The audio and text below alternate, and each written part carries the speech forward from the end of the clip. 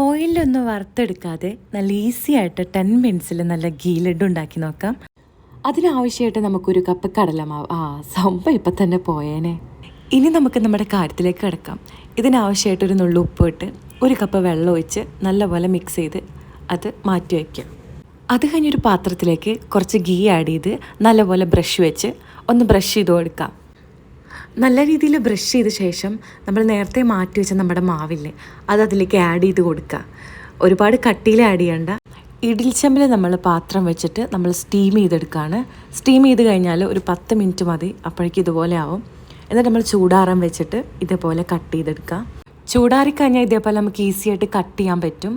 Cut ചെയ്ത ശേഷം നമുക്ക് ഒരു മിക്സിൻ്റെ ജാറിലിട്ട് ഇതേമാതിരി നല്ല ഫൈനായിട്ട് ക്രഷ് ചെയ്തെടുക്കാം. എന്നിട്ട് നമുക്കൊരു പാൻ ചൂടാക്കാൻ വെച്ചിട്ട് ആവശ്യത്തിന് കുറച്ച് ഗീയും കൂടി ആഡ് ചെയ്ത് കൊടുത്ത് നമ്മൾ നേരത്തെ മാറ്റി വെച്ച നമ്മുടെ മിക്സ് കൂടെ എന്നിട്ട് ജസ്റ്റ് ഒന്ന് റോസ്റ്റ് ചെയ്ത് കൊടുക്കാം. ഒരു 2 മിനിറ്റ്സ് നമുക്ക് റോസ്റ്റ് ചെയ്താൽ മതി. അത് കഴിഞ്ഞൊരു പാത്രത്തിലേക്ക് 1 കപ്പ് വെള്ളവും 1/2 കപ്പ് പഞ്ചസാര കൂടെ ആഡ് ചെയ്യാം.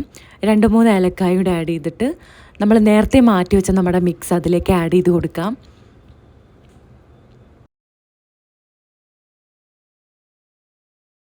ഈ ഒരു പാകമാകുമ്പോൾ നമുക്ക് ഓഫ് ചെയ്തിട്ട് നമുക്ക് ചൂടാറാനായിട്ട് വെക്കാം.